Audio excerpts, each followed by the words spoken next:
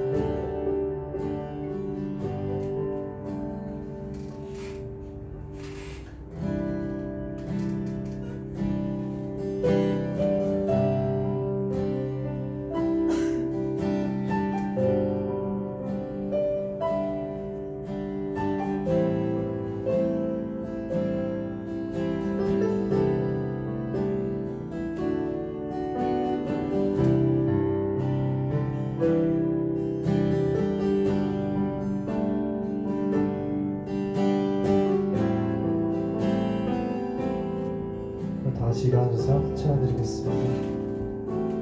수많은 사람들 주를 따르네. 자신의 연약함 가지고 수많은 눈물의 시간 속에서 믿음으로 주를 보내. 수많은 사람들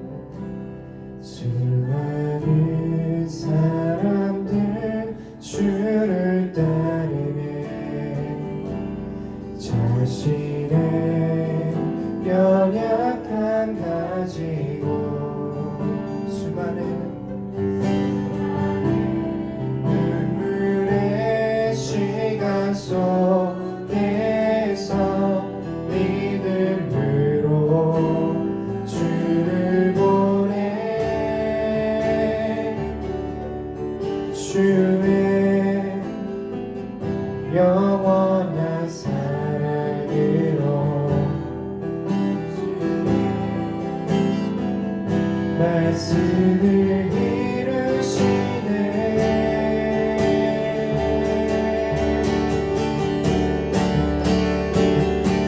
삶의 모든 문제들 나를 힘겹게 해도 포기하지 않는 오늘을 살아내리라. 소망이 보이지 않는 내 삶 속에 주님만이 소망되어 주의 뜻 이루시리라.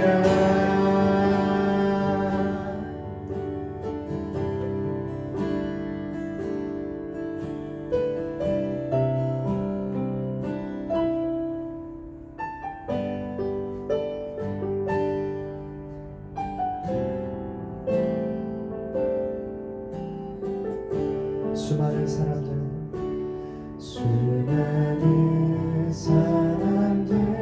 주를 따르네.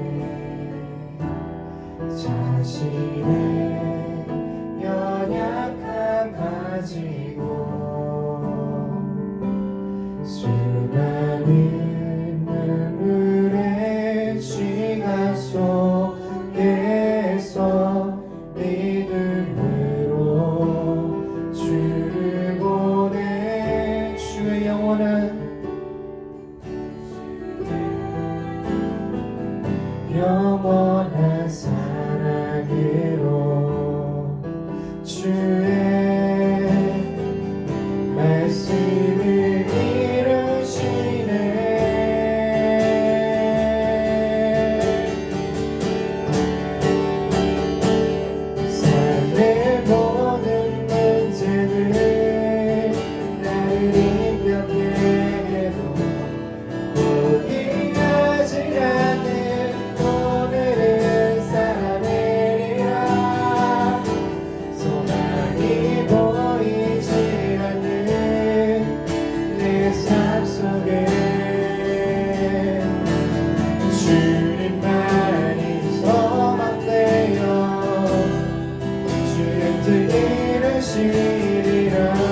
삶의 모든 문제들 삶의 모든 문제들 나를 힘겹게 해도 포기하지 않는 오늘을 살아내리라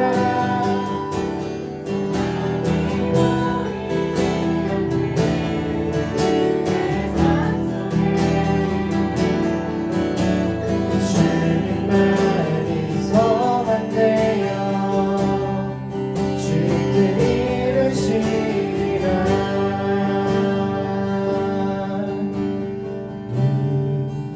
이곳에 생명샘 솟아나 눈물로 지나갈 때에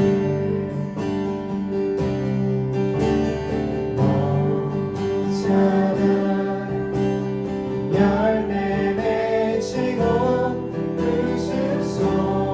웃음소리 넘쳐나리라 이곳에 샘물샘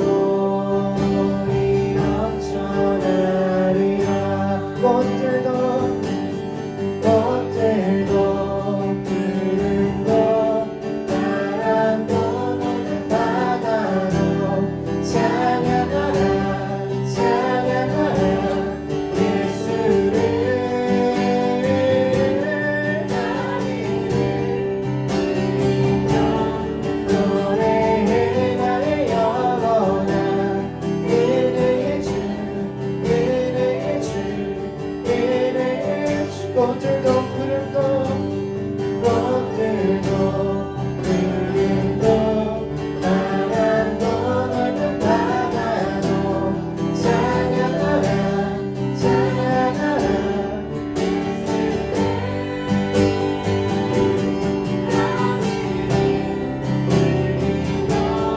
노래해 나의 영원한 은혜의 주 은혜의 주 하늘이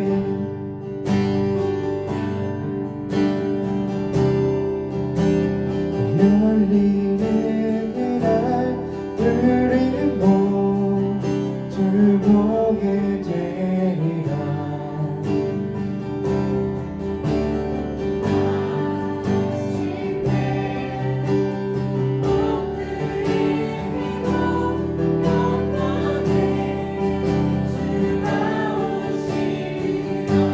하늘에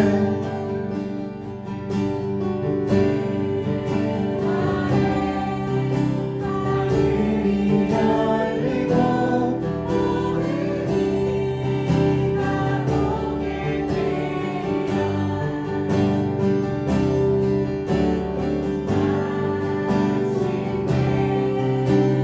꽃들이 피고 주가 오시리라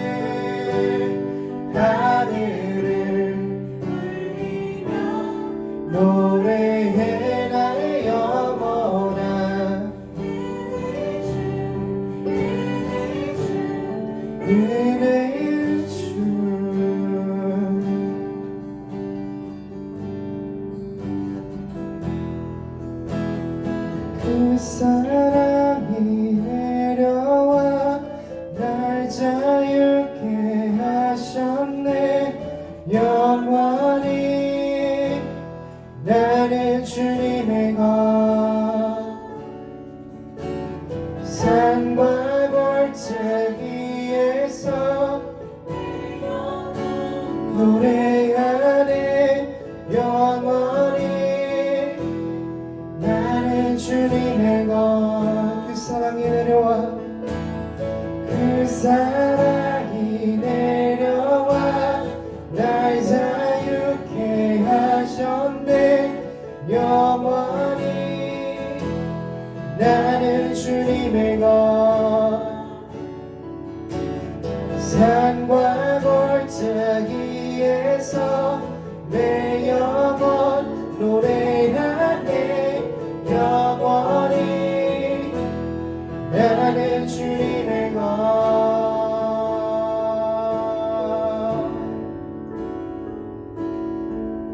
고난 중에 주음성 들을 수 없다 해도 참된 진리 되신 주 나를 붙드네.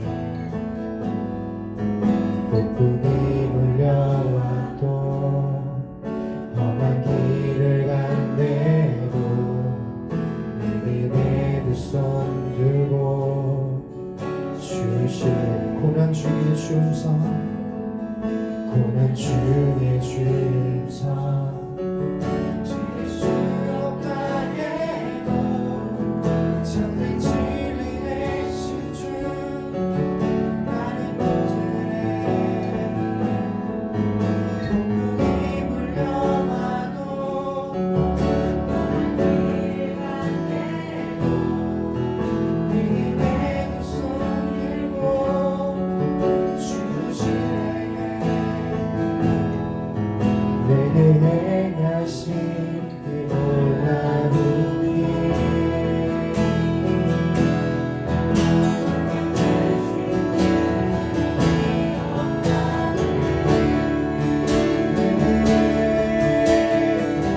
사랑이 내려와 날 자유케 하셨네.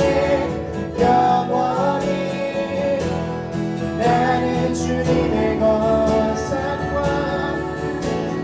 산과 골짜기에서 내 영혼 노래하네. 영원히 나는 주님의 것. 그 사랑이 내려와 그 사랑이 내려와 날 자유케 하셨네. 영원히 나는 주님의 것.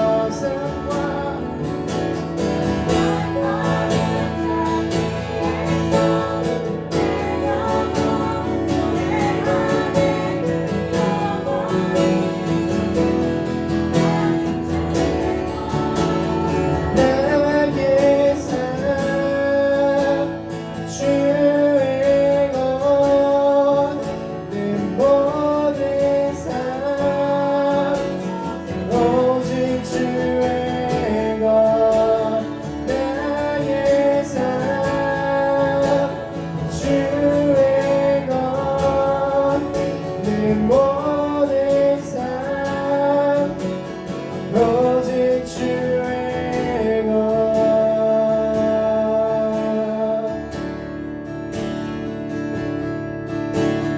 그 사랑이 내려와 날 자유케 하셨네. 영원히 나는 주님의 것. 산과 골짜기에서 내 영혼 노래하네. 영원히 나는 주님의 것. 그 사랑이 내려와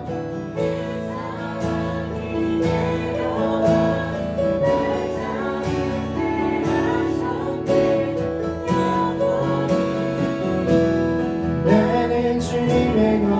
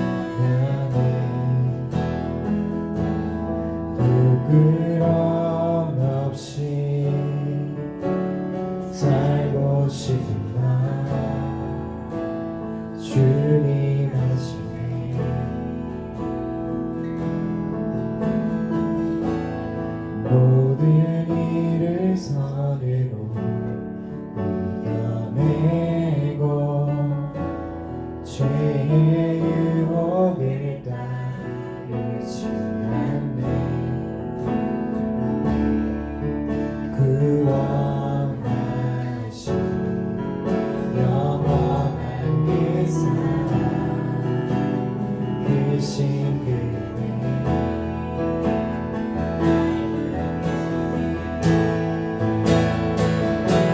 주어진 내 삶이 작게만 보여도 선하신 주 나를 이끄신 몸에 중심을 보시는 주님만 따르네.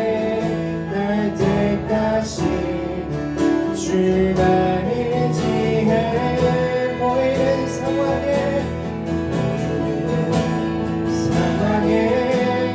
무너질지라도 예수는 여기 나를 붙드네. 보이지 않아도 주님만 따르네. 내 평생 주님을 노래하리라. 주어진 내 삶이 작게만 보여도 선하신 주 나를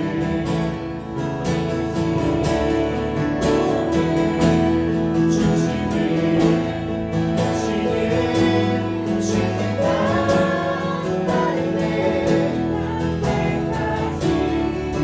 주만의 지혜 보이는 상황에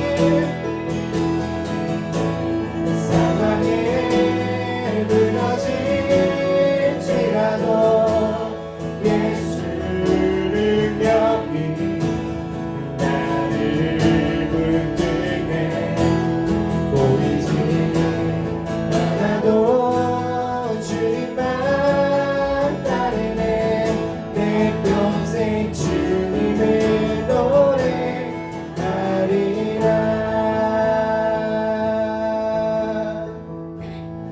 의지했던 모든 것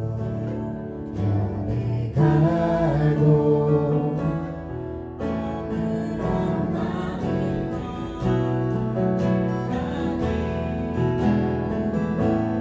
부끄럼 없이 살고 싶은 날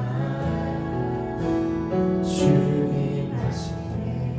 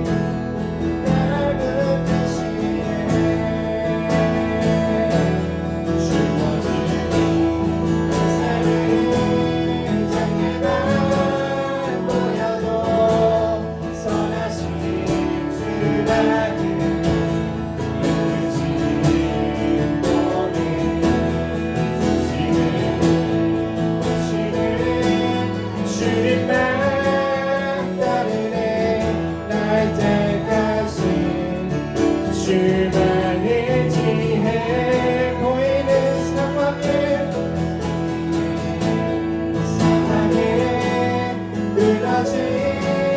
무너질지라도 예수는 여기 나를 붙드네.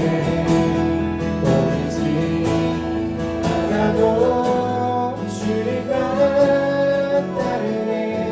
내 평생 주님을 노래하리라. 보이는 상황에 무너질지라도 예수는 여기 나를 붙드네. 보이지 않아도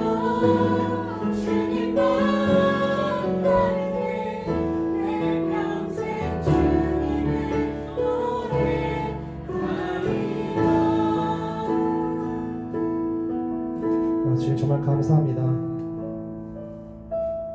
주님이 사랑이 내려오시고 사랑으로 인하여서 주님만 의지하게 수 도와주옵소서. 믿음이 부족한 저희를 믿음으로 나가게 하시고 사랑이 부족한 저희들에게 사랑을 베풀어 주시옵소서.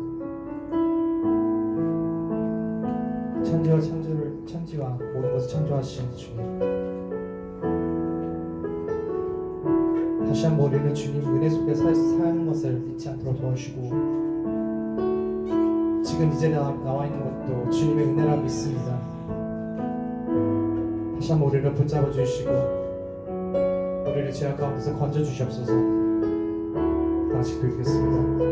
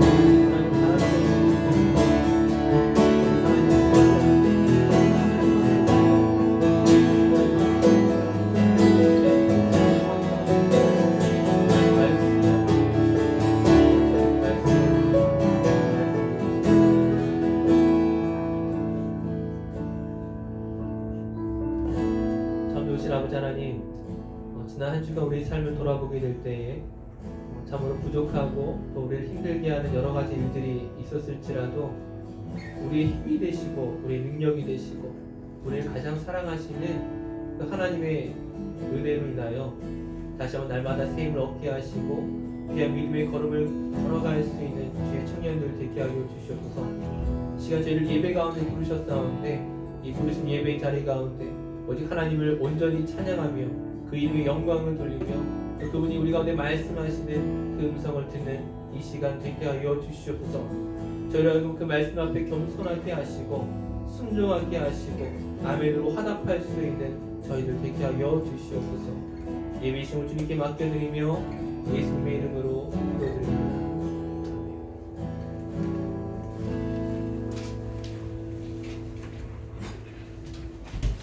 네, 오늘 말씀은 여호수아 1장 1절과 2절 말씀입니다. 우리 구약성경 여호수아 1장 1절 2절 말씀, 구약성경 320페이지쯤에 있습니다. 구약성경 320페이지쯤에 있습니다. 여호수아 1장 1절과 2절 말씀입니다.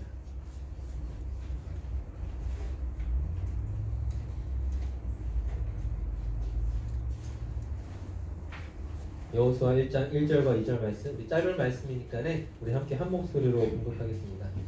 한글과 영어로 편하신 언어로 여호수아 1장 1절과 2절 말씀을 함께 읽겠습니다. 시작. 여호와의 종 모세가 죽은 후에 여호와께서 모세의 수종자 눈의 아들 여호수아에게 말씀하여 이르시되 내 종 모세가 죽었으니 이제 너는 이 모든 백성과 더불어 일어나 이 요단을 건너 내가 그들 곧 이스라엘 자손에게 주는 그 땅으로 가라. 아멘. 우리 옆에 있는 청년들과 함께 인사하겠습니다. 우리 사랑하고 축복합니다. 인사하겠습니다. 사랑하고 축복합니다. 사랑하고 축복합니다. 사랑하고 축복합니다. 저희 교회에서 이제 매일 성경으로 이제 9월 달부터 여호수아서를 읽게 돼서 여호수아 말씀으로 함께 시작을 하려고 합니다. 이 여호수아는 우리가 잘 알다시피 모세의 뒤를 이은 후계자였습니다. 이스라엘 백성들의 리더가 되어서 가나안 땅을 점령해 나가는, 팔레스틴 땅을 점령해 나가는 그런 굉장히 큰 역할을 맡게 되었습니다. 많은 사람들이 있었겠지만은 하나님께서 여호수아를 택했던 이유가 무엇일까요? 하나님께서 모세라고 하는 엄청난 지도자, 정말 이스라엘 역사에 있어서 가장 뛰어난 지도자였던 모세의 뒤를 이을 사람으로 여호수아를 선택한 이유가 무엇인지 우리가 한번 찾아보려고 합니다. 사실 이것을 찾는 과정 속에서 만약 여호수아는 우리와 무엇이 다르고 정말 여호수아만이 가지고 있는 어떤 특별한 자질, 능력, 성품, 만약 이런 걸 찾게 되면은 사실 우리는 실망할 수도 있어요.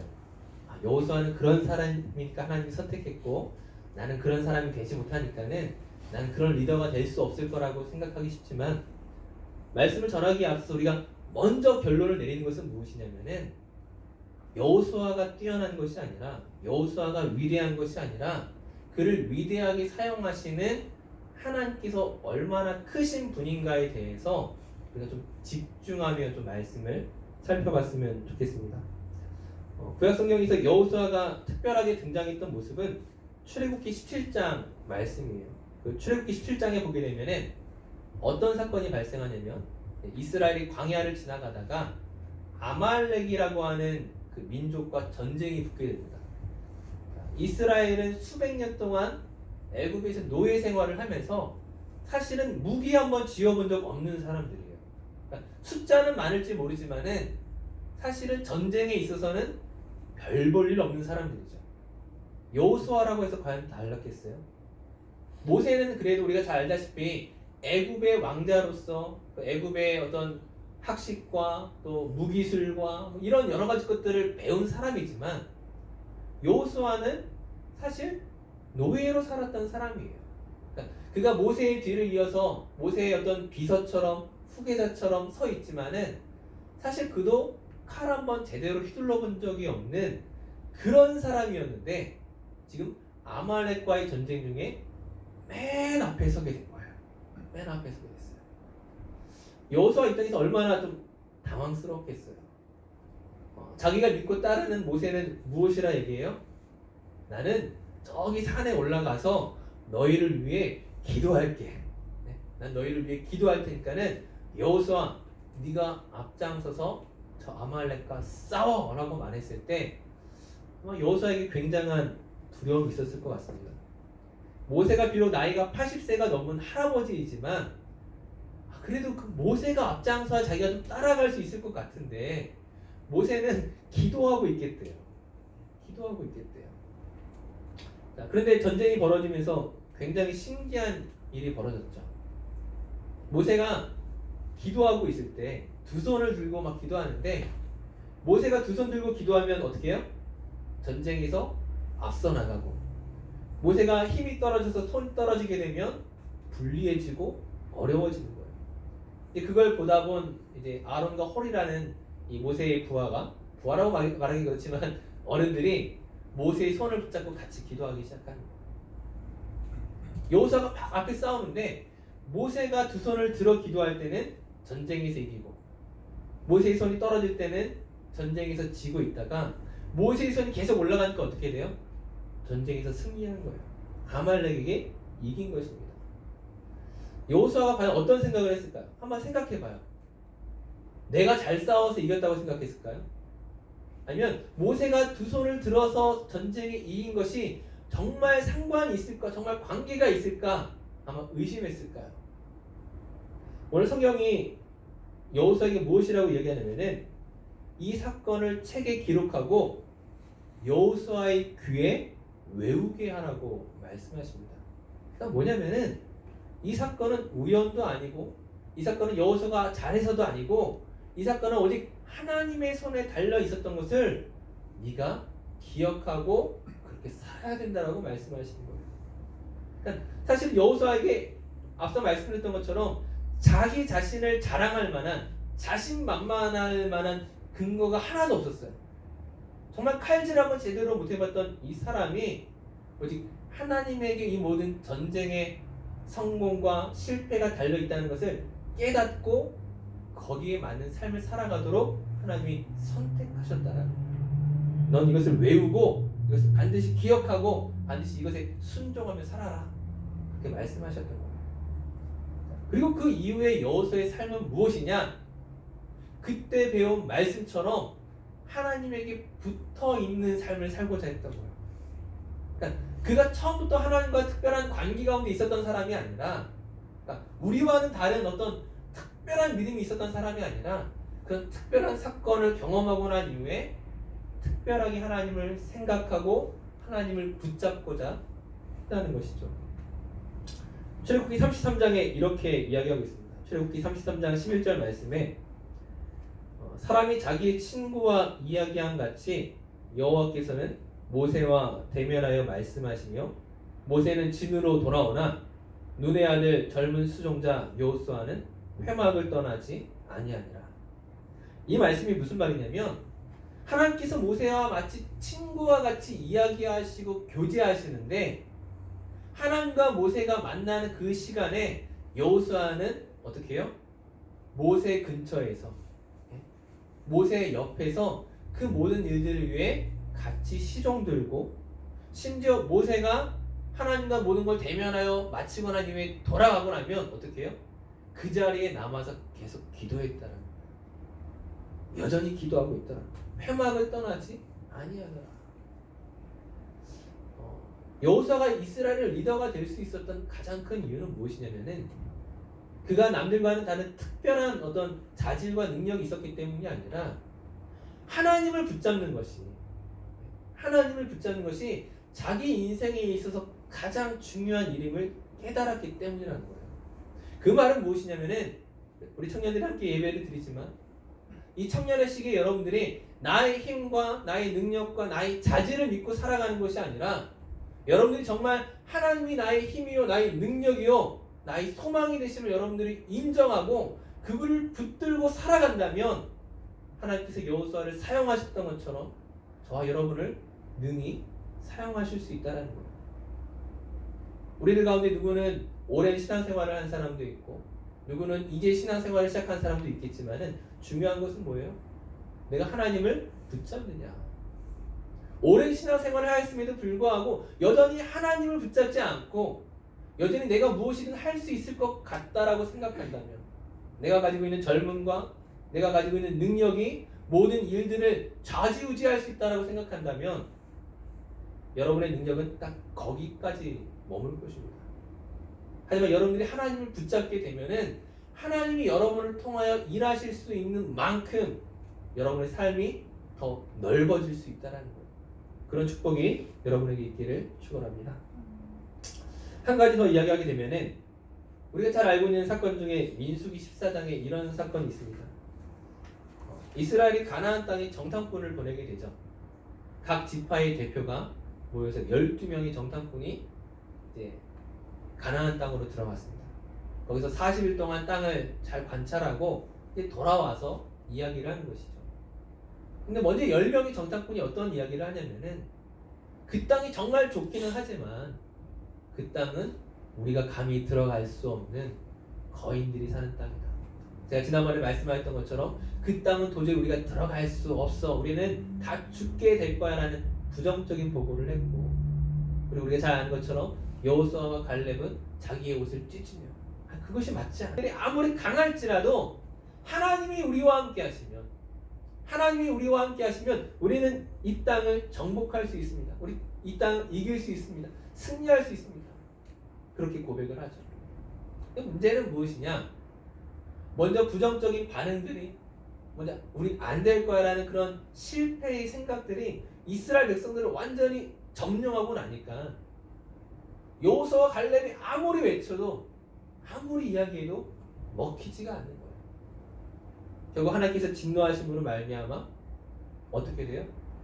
여호수아와 갈렙을 제외하고는 그 누구도 가나안 땅에 들어가지 못한다는 거예요. 40년 동안 너희가 광야에서 헤매다가 결국 20세 이상의 남자와 여자는 그 누구도 가나안 땅에 들어가지 못하고 여호수아와 갈렙만이 그 출애굽 2세대들 어린 아이들과 광야에서 태어난 사람들을 데리고 가나안 땅에 들어가게 될 것이라고 하나님이 말씀하십니다. 자, 여기에서 과연 여호수아는 특별했습니까? 갈렙은 특별했습니까? 사실 그것도 특별하다고 말할 수 없어요. 왜 특별하다고 말할 수 없냐면은 홍해 바다가 갈라지고 애굽의 10가지 재앙으로 무너뜨리고 아말렉과의 전쟁에서 이기고 만나와 메추라기를 먹고 반석에서 물이 나오고 그 수많은 기적을 경험했다면 사실은 하나님이 우리와 함께 하시면 우리가 가나안 점령할 수 있다, 이것은 특별한 반응이 아니라 상식이 되어야 되는 거예요. 당연한 반응이 되어야 되는 거예요. 그러니까 여호수아와 갈렙이 특별했던 것이 아니라 나머지 10명의 정탐꾼과 그 말을 듣는 이스라엘 백성들이 무엇으로 가득 차 있었던 거예요? 죄악으로 가득 차 있었죠. 불신앙으로 가득 차 있었어요. 그 수많은 기적을 보면서도 하나님을 믿지 않았으니까 그런 반응이 나온 것이고요. 사실 당연한 반응은 뭐예요? 하나님 우리와 함께 하시면 우리는 이길 수 있습니다라는 거죠. 여호수아와 갈렙뿐만이 아니라 저와 여러분 가운데 누구를 그 장소에, 그 자리에, 그 시간에 갖다 놓으면은 여러분 어떻게 반응하셔야 되는 거예요? 여호수아와 갈렙의 반응이 나의 반응이 되어야 된다는 거예요. 이상한 반응이 아니라 와, 저 사람 믿음 정말 좋네가 아니라 겨자씨만한 믿음이 있다 하면 그 반응이 당연하다는 거예요. 우리가 이제 복음서를 읽다 보게 되면 예수님께서 이런 말씀을 하시잖아요. 방금 제가 했던 말씀, 겨자씨만한 믿음이 있으면 이 산더러 저 산으로 옮겨가라고 하면 옮겨갈 것이다 라고 말씀하시죠. 겨자씨만한 믿음, 어떤 믿음이에요? 겨자씨만한 믿음, 즉 믿음이 있기만 하면, 엄청난 믿음을 요구하는 게 아니야. 그러니까 우리는 믿음이 높은 사람, 적은 사람 생각하지만 엄밀히 말하면 믿음은 무엇이냐? 믿음이 있는 사람, 없는 사람이에요. 믿음이 있느냐 없느냐의 문제이지 믿음이 많으냐 적으냐의 문제가 아니라는 거예요. 겨자씨만한 믿음이 있으면 그 가나안 족속을 보면서 저 땅은 우리 땅이다 말할 수 있는 거예요. 겨자씨만한 믿음이 있으면 이 산이 저 산으로 옮겨가는 게 당연하다는 거예요. 겨자씨만한 믿음이 있으면 우리가 그런 반응을 하는 것이 당연하다는 거예요. 그런 점에 있어서 여호수아는 특별한 게 아니었고 당연한 것이었고, 오늘 저와 여러분에게 요구되는 믿음 또한 여러분이 할 수 없는 믿음이 아니라 그것은 목사님이 하셔야죠, 장로님이 하셔야죠, 믿음 좋은 누군가 하셔야죠, 리더가 해야죠, 이것이 아니라 예수 그리스도를 나의 구주로 고백하는 저와 여러분 모든 한 사람 한 사람 한 사람이 믿음에 따른 반응을 보여주셔야 된다는 거예요. 하나님 그런 사람을 찾고 계시다는 거예요. 그리고 그 사람이 저와 여러분 되기를 축복합니다. 자, 마지막으로 한 가지 이야기하고자 하는 것은 여호수아가 이처럼 하나님의 모든 약속과 하나님의 계획 가운데 훈련받지만 그가 가나안 땅에 들어가기 위한 그 리더가 되기 위한 마지막 조건이 하나 남아 있어요. 혹시 그 조건이 무엇인지 아시나요? 어떤 조건이 필요할 것 같아요? 어떤 것들이 요구되겠습니까? 네, 저만 바라보고 계신데 네. 여호수아에게 필요한 조건은 여호수아에게 있잖아요. 오늘 말씀을 시작하면서 계속 거듭하는 게 뭐예요? 여호수아가 어떤 조건을 가지고 있기 때문이 아니에요. 여호수아가 특별하기 때문이에요. 여호수아가 가나안 땅에 들어가는 리더가 되기 위한 마지막 필요했던 것은 모세가 사라져야 하는 것입니다. 모세가 죽어야 하는 거예요. 왜냐하면 모세는 가나안 땅에 들어갈 수 없기 때문에 그렇습니다. 모세가 가나안 땅에 들어갈 수 없는 이유가 무엇이냐면은 그가 전에 반석에서 물을 내게 될 때에 하나님의 마음으로 하지 않고 어떤 인간적인 분노와 인간적인 생각을 가지고 반석을 지팡이로 때려서 물을 낸 적이 있어요. 그것이 르비딤이라는 곳이었는데 하나님께서 모세에게 말씀하시죠. 네가 나의 말에 순종하지 않고 너희 혈기대로 너희 방법대로 너희 생각대로 이 일을 하였은즉 너는 가나안 땅에 들어가지 못할 것이다. 모세 입장에서는 굉장히 당황스러울 수 있어요. 내가 수십 년 동안 하나님께 충성했는데 하나님께 순종했는데 지금 혈기 한 번 냈다고 화 한 번 냈다고 분노 한 번 냈다고 내가 가나안 땅에 들어가지 못한다면 얼마나 억울하겠어요. 얼마나 억울하겠어요. 근데 사실은 이것은 겉으로 보여지는 이유이고 르비딤에서의 실수는 대부분 하나의 이유와 같은 것이고 진짜 문제는 무엇이냐? 진짜 문제는 무엇이냐? 앞서 여호수아와 갈렙이 정탐꾼 보고를 했을 때에 하나님이 분명히 말씀하셨죠. 여호수아와 갈렙을 제외하고는 가나안 땅에 들어가지 못한다. 누구도 포함되는 거예요? 모세도 포함되는 거예요. 그럼 왜 모세가 포함되어야 하느냐? 그가 이스라엘 백성의 리더였기 때문에 그렇습니다. 이스라엘 백성들이 잘못했는데 리더는 아무런 잘못을 안 했다가 아니라 리더의 잘못이 이스라엘 백성의 잘못이고 이스라엘 백성의 잘못이 그 이스라엘 백성을 이끄는 모세 리더의 잘못이었어요. 지금 이 문제에 있어서 누가 책임져야 하느냐? 모두가 함께 책임져야 된다는 거예요. 그러니까 르비딤 사건은 그것은 하나의 핑계이고 사실 근본적으로 네가 리더인즉슨 네가 이스라엘 백성의 리더였기 때문에 그 백성들과 함께 같이 운명을 광야에서 마치라고 말하는 거예요. 그것을 또한 분명히 알 수 있는 이유가 뭐냐면은 신명기 말씀을 보게 되면은 모세가 죽게 될 때 모세가 어떤 상태였느냐? 그가 기력이 쇠하지 아니했다더라 이렇게 말합니다. 즉 힘이 떨어지지 않았다라는 거예요. 아직도 힘이 있음에도 불구하고 하나님께서 모세를 데려가신 거예요. 너는 지금 네가 사라져야만, 네가 죽어야만 여호수아가 이스라엘 백성을 이끌고 가나안에 들어갈 수 있으니까는 너는 이제 나에게 와. 너는 나에게 와. 그렇게 말씀하시는 거죠. 이것은 하나의 또 다른 생각이지만은 모세는 무엇을 상징하는 사람이냐면은 율법을 상징하는 사람입니다. 모세가 하나님으로부터 십계명을 받고 율법을 받아서 이스라엘 백성들에게 전해주었죠. 그러니까 율법의 사람은 사실 가나안에 들어갈 수 없다는 거예요. 그의 수고가, 그의 노력이, 그의 헌신이 정말로 귀중한 것이지만 가나안은 무엇을 상징해요? 하나님 나라에 들어가는 데 있어 율법으로 들어가는 게 아니라는 거예요. 그럼 모세를 대신해서 지금 이스라엘 백성을 이끌고 들어가는 여호수아의 이름이 어떤 의미가 있는지 아세요? 여호수아라는 이름 자체가 그 구원을 선포하는 자예요. 여호수아라는 이름 자체가 헬라식으로 말하면 예수라는 이름을 가지고 있어요. 즉 하나님 나라는 무엇으로 들어가요? 율법이 아니라 예수로 들어가는 거예요. 율법이 아니라 은혜로 들어가는 거예요.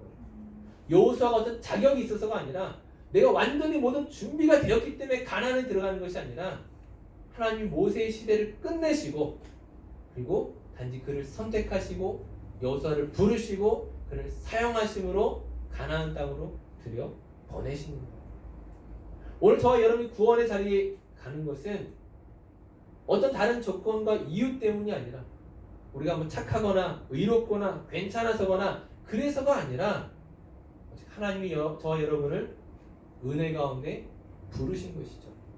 예배의 자리로 부르시고 기도의 자리로 부르시고 말씀의 자리로 부르시고 교회 가운데 부르셔서 저와 여러분이 하나님의 사람으로 살아갈 수 있도록 하나님이 선택하신 결과입니다. 그러면 우리가 자랑할 것도 없고 내세울 것도 없고 오직 하나님의 은혜 외에는 고백할 것이 없는 것입니다. 오늘 여호수아 1장의 말씀을 마무리하면서 다시 한번 여러분들에게 당부하고 싶은 것은 우리가 하나님 앞에 자랑할 것은 정말 아무것도 없습니다. 하나님께서 은혜 가운데 여호수아를 부르시고 그가 이스라엘 백성의 리더로서의 모든 사역들을 사명들을 잘 감당할 수 있도록 하나님께서 그를 세워가셨던 것처럼 하나님께서 저와 여러분을 세워가시기를 원하시는데 믿음의 사람으로 만들어가기 원하시는데 내가 무엇을 해야 된다가 아니라 단지 하나님의 이끄심에 순종하시라는 거예요. 겸손히 붙드시라는 거예요. 함께 하시라는 거예요. 특별히 여호수아가 모세가 하나님과 교제하는 그때에 그가 함께 교제하며 함께 기도하며 하나님께 더 힘썼던 것처럼 저 여러분들이 그렇게 힘쓰고 하나님과 더 가까워지는 시간을 가지게 될 때에 저 여러분을 통해 더 놀라운 일들을 행하게 하실 줄 믿습니다. 바라기는 모세처럼 여호수아처럼 이스라엘 백성을 이끌어가는 그 리더를 한 사람 한 사람 하나님의 선하신 능력 가운데 만들어 가셨던 것처럼 오늘 저와 여러분의 삶이 그렇게 변화되어지고 바뀌어지기를 주님의 이름으로 축원합니다. 함께 기도하겠습니다.